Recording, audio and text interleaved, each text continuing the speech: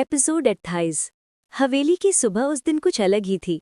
समंदर की लहरों की गूंज और हल्की ठंडी हवा पूरे वातावरण में एक अजीब सा सुकून फैला रही थी। पिछली रात का तूफानी सच, झगड़े और स्वीकारोक्ति जैसे धीरे धीरे थम चुके थे, मगर असल में ये एक नए सफ़र की शुरुआत थी। देव और माया बालकनी पर खड़े थे। उनके सामने समंदर दूर दूर तक फैला था। चिड़ियाँ आसमान में मंडरा रही थी और उस पल की शांति मानो कह रही थी, अभी सफ़र बाकी है। माया ने गहरी सांस ली और धीरे धीरे बोली, माया, देव, सब ठीक तो लग रहा है, लेकिन मेरे दिल में अभी भी बेचैनी है, जैसे कुछ बड़ा होने वाला हो। देव ने उसकी ओर देखा। उसकी आंखों में वही चिंता झलक रही थी। देव, तुम सही कह रही हो, ये लड़ाई अभी खत्म नहीं हुई है। इंद्रजीत भले ही हार मान गया हो, लेकिन उसके पीछे जो लोग हैं वो हमें चैन से नहीं बैठने देंगे। माया ने अपने होंठ काटे। उसके मन में वही पुराना डर था, अगर सच बाहर आया तो क्या होगा। लेकिन उसने खुद को संभाला। माया, तो फिर हमें तैयार रहना होगा। इस बार हम किसी को भी मौका नहीं देंगे। इसी बीच हवेली के बगीचे में आरव और काव्या साथ बैठे थे। सूरज की पहली किरणें फूलों पर गिर रही थी। काव्या ने कॉफी का कप थामे हुए कहा, काव्या, आरव, पिछली रात के बाद मुझे लगता है कि जिंदगी ने हमें भी नया मोड़ दिया है। आरव ने हल्की मुस्कान के साथ उसकी ओर देखा। हाँ, लेकिन ये रास्ता आसान नहीं होगा। मेरे नाम के साथ जो जुड़ा है, उससे निकलना इतना आसान नहीं है। काव्या ने उसका हाथ पकड़ लिया। काव्या, मगर अब तुम अकेले नहीं हो, मैं तुम्हारे साथ हूँ। चाहे लोग कुछ भी कहें, मैं तुम्हारे साथ खड़ी रहूंगी। आरव की आंखें भर आईं। शायद पहली बार उसे लगा कि कोई सच में उसके साथ खड़ा है। नाश्ते की टेबल पर सब इकट्ठा थे। देव, माया, आरव, काव्या और कुछ भरोसेमंद लोग। माहौल गंभीर था। देव ने सबको देखते हुए कहा, हम सब जानते हैं कि इंद्रजीत तो बस मोहरा था। असली खिलाड़ी अभी भी छुपे हुए हैं। अब वक्त है कि हम उन्हें सामने लाएं। माया ने सिर हिलाया। और ये सिर्फ तुम्हारी लड़ाई नहीं है देव, ये सच की लड़ाई है। मैं पत्रकार हूं और ये मेरा भी फर्ज है कि सच्चाई दुनिया तक पहुंचे। आरव ने बीच में कहा, लेकिन अगर हमने सब कुछ मीडिया में उजागर किया तो हमारी जिंदगी पूरी तरह बदल जाएगी। लोग हमारी निजी जिंदगी को भी तोड़ मरोड़ कर पेश करेंगे। माया ने उसकी ओर देखा और शांत स्वर में बोली, कभी कभी सच की कीमत चुकानी पड़ती है, लेकिन अगर हम डर कर चुप रहे तो बुराई हमेशा जीतेती रहेगी। देव ने माया का हाथ थाम लिया और सबकी ओर देखा।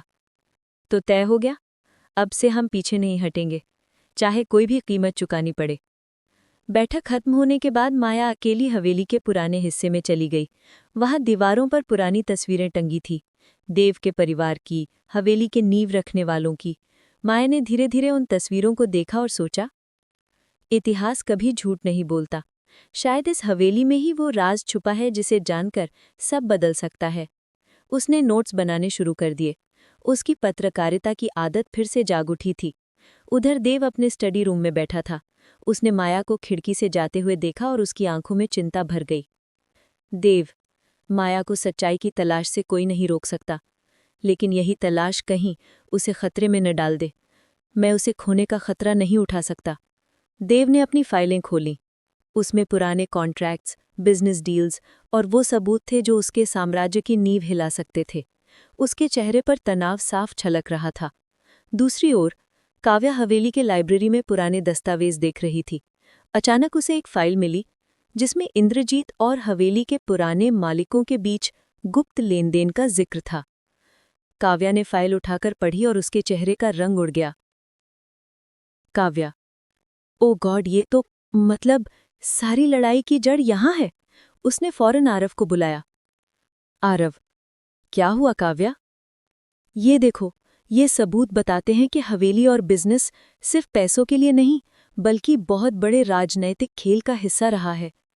इसका मतलब है कि दुश्मन सिर्फ इंद्रजीत नहीं, कोई और है जो और भी ताकतवर है।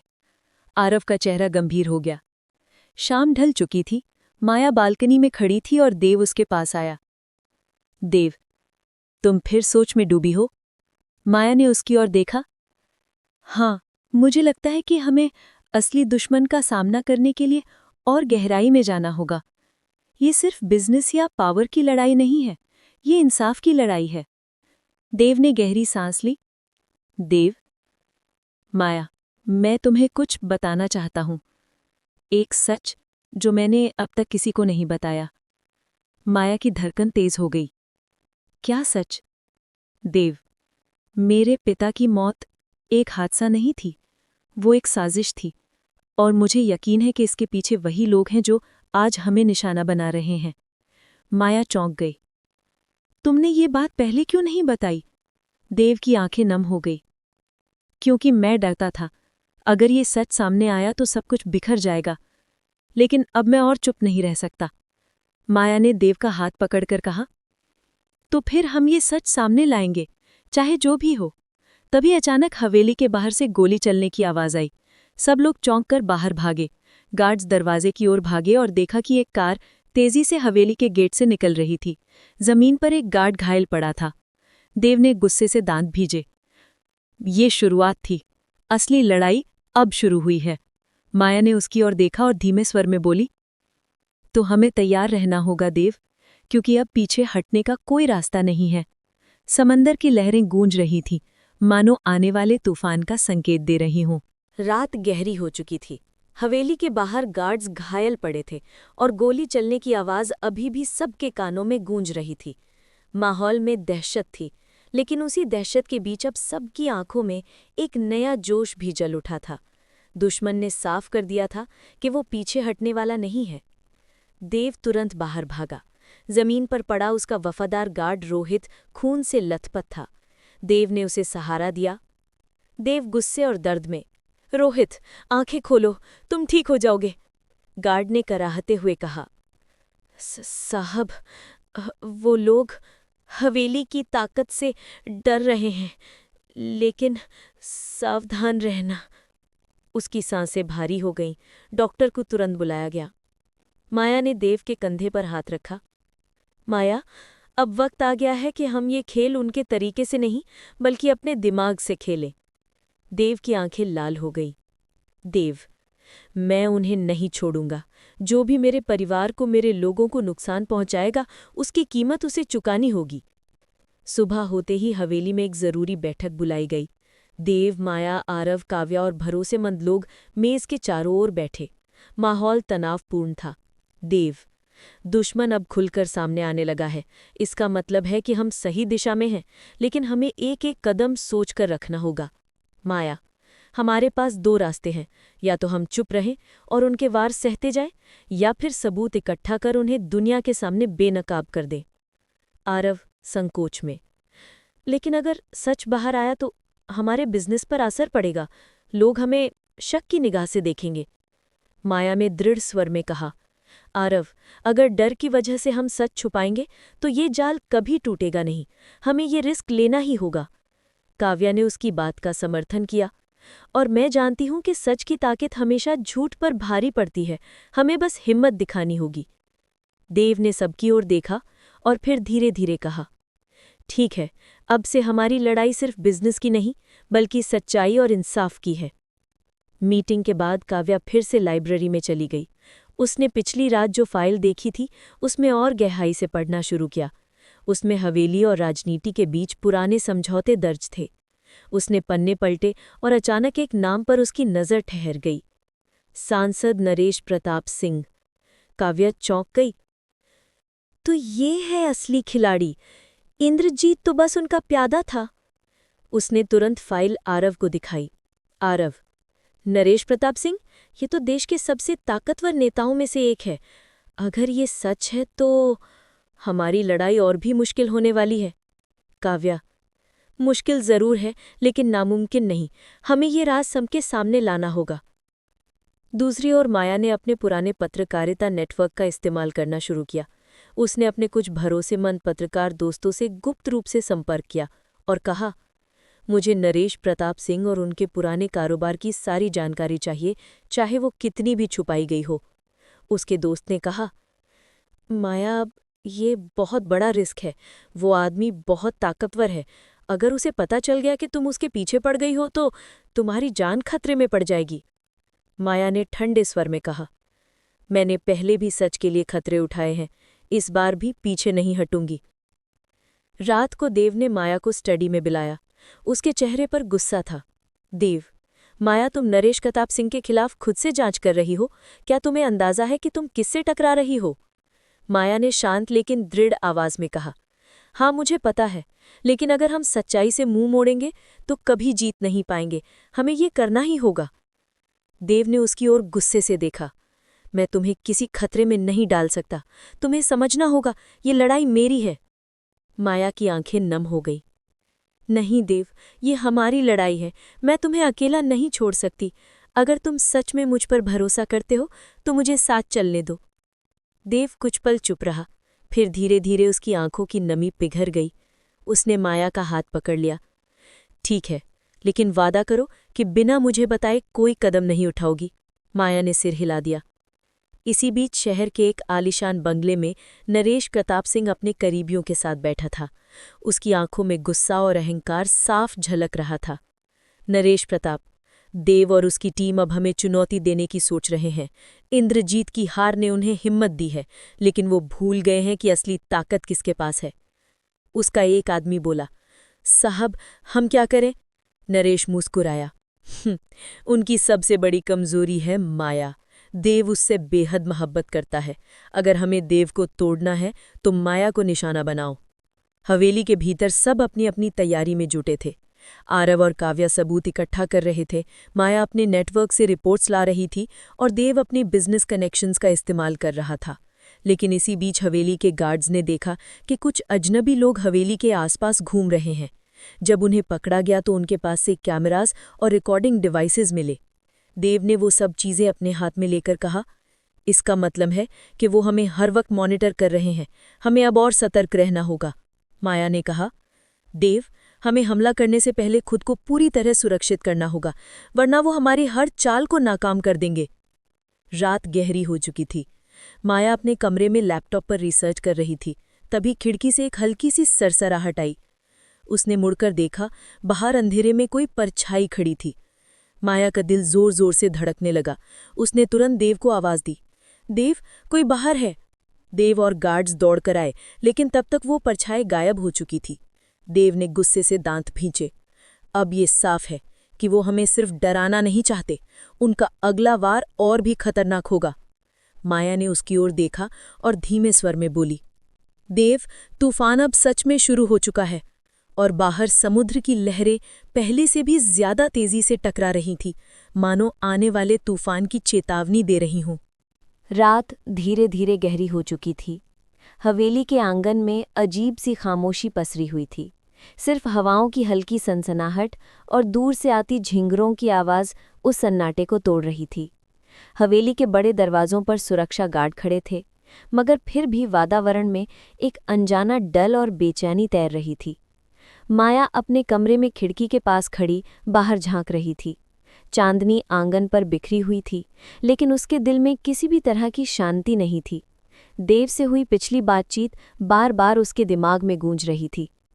तुम्हें सच्चाई चाहिए माया, तो याद रखना, सच्चाई उतनी सरल नहीं होती जितनी दिखती है।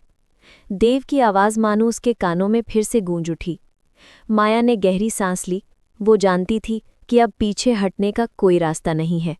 उसने तय कर लिया था कि चाहे कुछ भी हो, वो इस हवेली और देव के अतीत से जुड़ा सच उजागर करके ही रहेगी। कमरे में अचानक दरवाज़ा धीरे से खुला। माया चौंक कर मुड़ी। सामने प्रिया खड़ी थी। उसकी आंखों में वही पुरानी डर और बेचैनी थी। माया, हमें बात करनी होगी, प्रिया ने धीमे स्वर में कहा। माया ने उसे अंदर आने का इशारा किया। क्या हुआ? तुम इतनी घबराई हुई क्यों हो? प्रिया ने दरवाज़ा बंद करके कुंडी चढ़ा दी, फिर धीरे से बोली, तुम्हें पता है, जो तुम खोज रही हो वो आसान नहीं है, लेकिन अगर तुम वाकई सच्चाई जानना चाहती हो तो मुझे तुम्हारी मदद करनी होगी। माया ने तुरंत पूछा, तुम्हें क्या पता है प्रिया? प्रिया ने कांपते हुए कहा, देव साहब, वो वैसे इंसान नहीं है जैसे बाहर की दुनिया समझती है। वो जितना सबके सामने रहस्यमय और सख्त लगते हैं, उतना ही अंदर से टूटे हुए हैं। टूटे हुए? माया ने भौं चढ़ाई। प्रिया की आंखों में आंसू छलक आए। हाँ, उनका अतीत, उसमें इतनी दरारें हैं कि कोई भी सामान्य इंसान उन सब के बोझ तले दबकर खत्म हो जाता, लेकिन देव साहब ने अपने जख्मों को राज बना लिया और यही राज इस हवेली की दीवारों में कैद है। माया की सांसें तेज हो गई। तो मुझे सच बताओ, आखिर ये राज है क्या? प्रिया ने एक पल के लिए खामोशी ओढ़ ली, फिर धीरे से बोली, देव साहब का अतीत एक हादसे से जुड़ा है, एक ऐसा हादसा जिसने ना सिर्फ उनकी जिंदगी बदली बल्कि इस हवेली की हर दीवार को खामोश कर दिया। माया आगे झुकी। कौन सा हादसा? प्रिया बोलने ही वाली थी कि अचानक बाहर से किसी के कदमों की आहट सुनाई दी। दोनों सेहर उठी। प्रिया ने तुरंत माया का हाथ पकड़कर फुसफुसाया, अभी मैं सब नहीं बता सकती। अगर किसी ने हमें साथ देख लिया तो सब खत्म हो जाएगा, लेकिन आज रात जब सब सो जाएं, मैं तुम्हें हवेली के उस हिस्से में ले जाऊंगी जहां देव साहब का असली सच छुपा है। माया की आंखों में दृढ़ता चमक उठी। ठीक है, मैं तैयार हूं। रात और गहरी हो चुकी थी। हवेली के ज्यादातर हिस्से में सन्नाटा था। बड़े घड़ी घर ने 12 बजने का इशारा किया। माया ने अपना नोटबुक और रिकॉर्डर संभाला और धीरे से कमरे का दरवाज़ा खोला। बाहर अंधेरा फैला हुआ था। गार्ड्स शायद अपने अपने कोनों में ऊँघ रहे थे। वो दबे पांव बाहर निकली। कुछ ही मिनट बाद प्रिया उसके पास आ गई। चलो, प्रिया ने फुसफुसाकर कहा और उसे हवेली के पीछे की ओर ले जाने लगी। दोनों अंधेरे गलियारों से होते हुए एक पुराने हिस्से तक पहुंची। वहां की दीवारों पर जाले लटक रहे थे और हवा में सीलन और धूल की गंध भरी हुई थी। ऐसा लगता था जैसे बरसों से उस हिस्से को किसी ने छुआ भी ना हो। ये जगह तो वीरान लग रही है, माया ने कहा। प्रिया ने कांपती आवाज में जवाब दिया, यही तो वो जगह है, हवेली का बंद कमरा। यहाँ देव साहब के अतीत की छाया बसी है। उन्होंने एक भारी भरकम दरवाजे के सामने आकर रुक गईं। दरवाज़ा जंग लगा था और उस पर बड़ा सा ताला लटका हुआ था। माया ने हैरानी से पूछा, इसे खोलोगी कैसे? प्रिया ने अपनी जेब से चाबी निकाली। ये चाबी मुझे मेरी माँ से मिली थी, वो भी इस हवेली में काम करती थी, और उन्होंने कहा था कि इस कमरे का सच किसी दिन सब बदल देगा। धीरे धीरे प्रिया ने ताले में चाबी घुमाई। ताला चरमरा कर खुला। दोनों ने दरवाज़ा धक्का देकर खोला तो अंदर से धूल्हा बादल सा उठा। कमरा अंधेरे में डूबा हुआ था। प्रिया ने एक मोमबत्ती जलाई। लौ की पीली रोशनी ने कमरे को उजाला किया और माया की आंखें फैल गईं। दीवारों पर पुरानी तस्वीरें टंगी थीं। कुछ तस्वीरों में देव के बचपन की झलक थी, एक छोटा बच्चा जिसके चेहरे पर मासूमियत थी, लेकिन उन तस्वीरों के आसपास जगह जगह काले धब्बे और जली हुई लकीरें थीं। टेबल पर पुराने अखबारों की कतरनें रखी थीं। माया ने उनमें से एक उठाई। उस पर मोटे अक्षरों में लिखा था, औद्योगिक हादसे में कई मजदूरों की मौत, आरोपों में फंसे कारोबारी परिवार। माया का दिल तेजी से धड़कने लगा। ये हादसा? उसने कांपती हुई आवाज में पूछा। प्रिया ने सिर हिलाया। हाँ, यही वो हादसा है जिसने सब बदल दिया। देव साहब के पिता उस हादसे में सीधे जिम्मेदार माने गए थे, लेकिन सच उससे कहीं ज्यादा भयानक है। माया अखबारों और तस्वीरों को देखती रही। उसकी आंखों के सामने अब धीरे धीरे एक कहानी बन रही थी। एक बच्चा जिसने अपने पिता की गलतियों की छाया में बचपन बिताया, एक हादसा जिसने दर्जनों लोगों की जान ली, और एक परिवार जो उस कलंक से उभर नहीं पाया। माया फुसफुसाई, तो ये है देव की मजबूरी, उनका अतीत। प्रिया की आंखों से आंसू बहने लगे। हाँ, और यही वजह है कि देव साहब किसी पर भरोसा नहीं करते। वो सबको दूरी पर रखते हैं ताकि कोई उनके घावों को छू ना पाए। माया ने गहरी सांस ली। उसके दिल में देव के लिए एक अजीब सी करुणा और गुस्सा दोनों पैदा हो रहे थे। करुणा उस बच्चे के लिए जिसने अपने बचपन में इतना कुछ झेला, और गुस्सा उस आदमी के लिए जिसने अपने चारों ओर रहस्य और डर की दीवारें खड़ी कर ली। अचानक पीछे से तेज आवाज आई। किसी ने दरवाज़ा बंद कर दिया था। माया और प्रिया दोनों चौंक गई। कौन है वहाँ? प्रिया ने घबराकर पुकारा। कदमों की आहट गूंजी और धीरे धीरे कमरे में एक साया दिखाई दी। वो देव था। उसकी आंखों में गुस्सा और दर्द दोनों झलक रहे थे। तो आखिर तुमने सब जान ही लिया माया। माया ने हिम्मत जुटाई। हाँ देव, मैंने जान लिया, लेकिन ये सच दुनिया से छुपाकर तुम क्या साबित करना चाहते हो? तुम क्यों डरते हो अपने अतीत से? देव की आंखों में आंसू चमक उठे। क्योंकि अतीत सिर्फ मेरा नहीं है माया। उस हादसे में मासूम लोगों की जान गई थी। उनका दर्द, उनका खून सब मेरी रगों में अब तक गूंजता है। मैं उस कलंक के साथ जी रहा हूँ और मैं नहीं चाहता कि कोई और भी इस बोझ को उठाए। माया ने धीमे स्वर में कहा, लेकिन सच को दबाने से जख्म कभी नहीं भरते देव। सच का सामना करना ही इलाज है। देव ने चुपचाप उसकी तरफ देखा। उसकी आंखों में तूफान उमड़ रहा था। कमरे में सन्नाटा छा गया। प्रिया डर के मारे पीछे हट गई।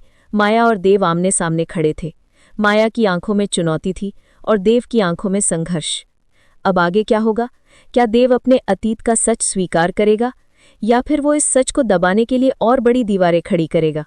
कमरे की लौ कांप रही थी और हवेली की दीवारें जैसे आने वाले तूफान का इंतजार कर रही थी। कमरे की हवा भारी हो चुकी थी। मोमबत्ती की लौ कांप रही थी, जैसे किसी अनकहे डर से सहमी हो। माया और देव आमने सामने खड़े थे। प्रिया दीवार के सहारे खड़ी थी। उसकी सांसें तेज थीं। देव के चेहरे पर गुस्सा और दर्द दोनों थे। उसके हाथ मुट्ठियों में बंध चुके थे। आवाज गहरी लेकिन कांपती हुई थी। तुमने वो देख लिया जो मैंने सालों तक छुपा कर रखा। माया की आंखों में दृढ़ता चमक रही थी। हाँ देव, मैंने देख लिया, और अब मैं सवाल कर रही हूं, तुम्हें इस सच से इतनी नफरत क्यों है? इसे दुनिया से छुपाकर तुम किसे बचा रहे हो? देव के होंठ कांपे पर शब्द निकल न सके। उसकी आंखों में अतीत की परछाइयां तैरने लगी। माया ने एक कदम आगे बढ़ाया। तुम्हें लगता है कि सच से भागकर जख्म भर जाएंगे? नहीं देव, सच छुपाने से इंसान सिर्फ और ज्यादा टूटता है। देव अचानक माया की ओर झपटे। उसने उसकी कलाई कसकर पकड़ ली। तुम नहीं समझोगी माया, उसकी आवाज फटी हुई थी। ये सिर्फ मेरा अतीत नहीं है, ये उन लोगों की चीखों का बोझ है जो मुझसे और मेरे परिवार से हमेशा नफरत करेंगे। तुम सोचती हो कि ये सच बाहर आएगा तो सब ठीक हो जाएगा? नहीं, इससे सिर्फ और नफरत फैलेगी। माया ने उसकी पकड़ से खुद को छुड़ाया। और तुम्हें क्या लगता है देव, इसे छुपाने से वो लोग चैन से सो पाएंगे जिन्होंने सब कुछ खोया था? तुम्हें पता भी है, सच दबाना भी एक अपराध होता है। प्रिया बीच में आ गई। उसकी आंखों से आंसू बह रहे थे। साहब, कृपया, माया सही कह रही है। इस राज को दबाने से कुछ नहीं बदलेगा, बल्कि शायद यही वक्त है जब आपको खुद को और इस हवेली को अतीत की कैद से आजाद करना चाहिए। देव ने उसे घूर कर देखा। प्रिया, तुम भी? प्रिया कांपते हुए बोली, मैंने अपनी माँ को उस हादसे के बाद टूटते हुए देखा है। मैं जानती हूँ इस दर्द का बोझ क्या होता है, लेकिन मैं ये भी जानती हूँ कि जब तक सच सामने नहीं आता तब तक किसी को शांति नहीं मिलेगी। देव कुछ देर खामोश रहे। उनके सीने की सांसें तेज थीं। वो जैसे खुद से लड़ रहे थे। माया ने धीमे स्वर में कहा, देव, शायद तुम्हें लगता है कि अतीत तुम्हें परिभाषित करता है, लेकिन सच यह है कि तुम्हारा आज का फैसला ही तय करेगा कि तुम कौन हो। तुम उस हादसे की छाया में हमेशा कैद रहना चाहते हो या फिर अपने सच का सामना करके लोगों के सामने साफ खड़े होना चाहते हो? कमरे में सन्नाटा था। बस मोमबत्ती की लौ हिल रही थी। देव धीरे धीरे पीछे हटे। उन्होंने एक पुराना अखबार उठाया, उसकी तस्वीरों को देखा और अचानक उसे जमीन पर फेंक दिया। तुम नहीं जानती माया, उस हादसे में सिर्फ मजदूरों की जान नहीं गई थी, उस हादसे ने मेरा बचपन भी निगल लिया। लोग मुझे हत्यारे का बेटा कहते थे। मेरी हर सांस उस कलंक के बोझ तले दबती रही। माया की आंखों में दर्द उतर आया। उसने धीरे से कहा, तो अब वक्त है ये बोझ उतारने का। देव ने उसकी ओर देखा। उनकी आंखों में आंसू चमकने लगे थे। और अगर सच सामने आने के बाद लोग मुझे भी दोषी माने तो? अगर सारी दुनिया मुझसे नफरत करे तो? माया ने बिना हिचक के कहा, तो कम से कम तुम खुद से नफरत करना बंद कर पाओगे। देव जैसे पत्थर बनकर खड़े रह गए। अचानक बाहर से जोर की आवाज आई। किसी ने दरवाजा धक्का देकर खोला। 3 गार्ड कमरे में घुसे। साहब, उनमें से एक बोला, आप ठीक है? देव ने गुस्से से कहा, बाहर जाओ, अभी के अभी। गार्ड्स ने एक दूसरे को देखा और फिर तुरंत बाहर चले गए। दरवाजा फिर से बंद हो गया। माया ने देव की ओर देखा। तुम्हारे अपने लोग भी तुमसे डरते हैं देव, क्योंकि तुमने अपने चारों ओर डर की दीवार खड़ी कर दी है, लेकिन ये दीवारें गिरानी होंगी। देव ने गहरी सांस ली। उनकी आवाज धीमी हो गई। और अगर मैं ये दीवारें गिरा दूं तो क्या तुम मेरे साथ रहोगी माया? क्या तुम उस अंधेरे का सामना कर पाओगी जो मेरे साथ जुड़ा है? माया का दिल जोर से धड़का। उसकी आंखों में पल के लिए हल्की नमी आई। अगर तुम सच का सामना करने की हिम्मत कर सकते हो देव, तो मैं तुम्हारा साथ छोड़ने वाली नहीं हूं। प्रिया ने राहत की सांस ली, लेकिन तभी देव का चेहरा फिर सख्त हो गया। लेकिन याद रखना माया, ये रास्ता आसान नहीं होगा। एक बार सच बाहर आया तो दुश्मन जाग उठेंगे। वो लोग जिनके घाव अब तक ताज़ा हैं, वो मुझे कभी माफ नहीं करेंगे, और शायद तुम्हें भी नहीं। माया ने दृढ़ स्वर में कहा, तो हमें मिलकर उस तूफान का सामना करना होगा। देव की आंखों में पहली बार एक हल्की चमक आई, जैसे किसी ने उनकी आत्मा को छू लिया हो। लेकिन तभी कमरे की मोमबत्ती अचानक बुझ गई। अंधेरा छा गया। माया ने घबराकर कहा, ये क्या हुआ? प्रिया कांप गई। ये हवेली कभी कभी अपने राज खुद बताती है। देव ने तुरंत अपनी जेब से एक टॉर्च निकाली और जलाई। टॉर्च की रोशनी में दीवार पर कुछ लिखा हुआ दिखा। कोयले से काला किया गया एक वाक्य, सच को उजागर करने की कोशिश मत करो, नहीं तो मौत इंतजार कर रही है। माया ने भयभीत होकर पढ़ा। ये किसने लिखा? देव का चेहरा कठोर हो गया। हम अकेले नहीं हैं, कोई है जो नहीं चाहता कि ये सच सामने आए। माया ने उसकी ओर देखा, उसकी रीढ़ में सिहरन दड़ गई। तो इसका मतलब कोई और भी इस हवेली के राज से जुड़ा है? देव ने धीरे से कहा। हाँ माया, और शायद यही असली दुश्मन है जो पर्दे के पीछे से सब नियंत्रित कर रहा है। कमरा फिर से खामोशी में डूब गया। माया की सांसें तेज थीं, उसका दिल अब और ज्यादा जानने के लिए तड़प रहा था, लेकिन उसके भीतर डर भी पनपने लगा था। देव ने उसकी ओर देखा। अब तुम्हें तय करना होगा माया, क्या तुम इस रास्ते पर मेरे साथ चलना चाहती हो? क्योंकि ये सच सिर्फ एक कहानी नहीं है, ये मौत का खेल है। माया की आंखों में एक पल के लिए डर चमका, लेकिन फिर उसने दृढ़ स्वर में कहा, मैं पीछे नहीं हटूंगी देव, चाहे सच कितना भी खतरनाक क्यों न हो। देव ने धीरे धीरे सिर झुका लिया। उनकी आंखों में पहली बार एक तरह की शांति झलक रही थी, लेकिन अंधेरे में दीवार पर लिखा वो मैसेज उन्हें अब भी घूर रहा था, और हवेली जैसे अगले तूफान के लिए खुद को तैयार कर रही थी। हवेली की दीवारों पर टॉर्च की हल्की सी रोशनी खेल रही थी। बाहर से आती ठंडी हवा खिड़की के शीशों को हिला रही थी। मोमबत्ती बुझ चुकी थी और कमरे में सिर्फ देव की टॉर्च ही अंधेरे को चीर रही थी। माया की आंखें अभी भी उस दीवार पर जमी थी जहां किसी ने कोयले से लिखा था, सच को उजागर करने की कोशिश मत करो, नहीं तो मौत इंतजार कर रही है। उस एक वाक्य ने पूरे कमरे की हवा को और भारी बना दिया। देव की आंखों में गुस्से की आग चमक रही थी। उसने मुट्ठियां भींच लीं। तो आखिरकार वो सामने आने लगे हैं। इतने सालों से परछाइयों में छुपकर खेल खेलने वाले अब सीधे चेतावनी भेज रहे हैं। माया ने कांपते हुए कहा, लेकिन ये कौन हो सकता है देव? कौन चाहता है कि सच दबा रहे? देव ने गहरी सांस ली और धीमी आवाज में बोला, वो लोग जिनके पास खोने के लिए सबसे ज्यादा है, जो जानते हैं कि अगर सच बाहर आया तो उनके साम्राज्य की नींव हिल जाएगी।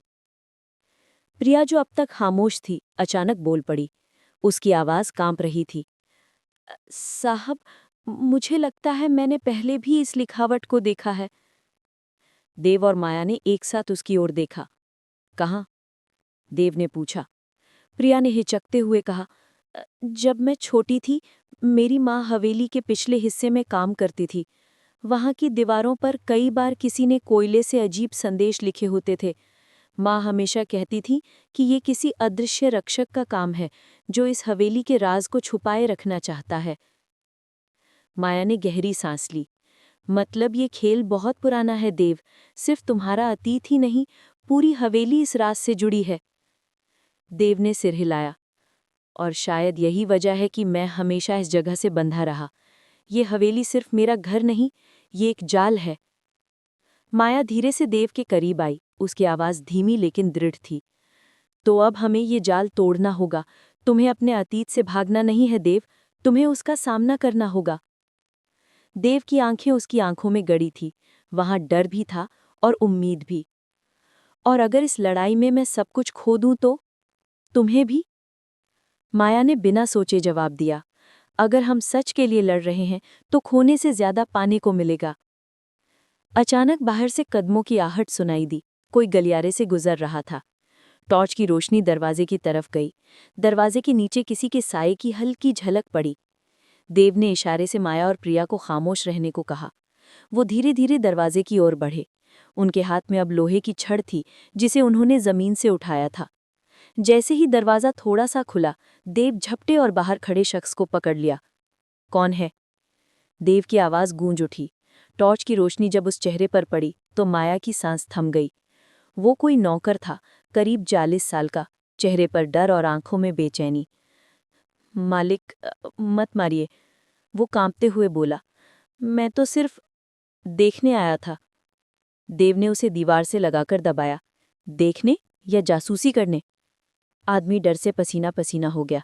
नहीं साहब, मैं तो बस आदेश का पालन कर रहा था। माया ने तुरंत पूछा, किसका आदेश? आदमी की आंखें इधर उधर डोलने लगी। उसके होंठ कांप रहे थे। वो जिनका नाम लेना भी मनहूसियत लाता है। देव ने और कसकर पकड़ लिया। नाम बोलो।